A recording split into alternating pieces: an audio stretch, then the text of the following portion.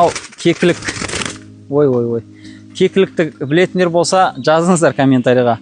Ұрғашысы, аналығы, аталығы, в общем. Бұл таудан болады. Тауда білетіндер болса, кекілік деген құс сол жақта бар. Одан бөлік, тауда шұқат деген ағаш болады. Бұта тектес, соның жапырағымен қоректенетін алтын қоңыз бар. Алтын қоңызды кептіріп барып дайындаймыз. 40 штук ішсе, простатиттен толығымен жазылады. Ол алтын қоңызға заказ берем десеңіздер, болмаса ол не деген сияқты сұрақтар болатын болса, Халық ем Нұрқали деген Instagram, YouTube каналдарынан көрсеңіздер болады. Қандай өнім, жаңағы суреті, фотосы, видеосы толып тұр. Бұл енді простатиттегі именно стояк жағын реттейді. Кіші дәретке көп бару, жаңағы екінші желание болмай қалу, я болмаса бала көтеру жағдайында простатиттен емделе алмай қалған соң, жаңағы емделмеген соң бала көтермей жатып келіншегім деген жағдайларда ішіп жатыр.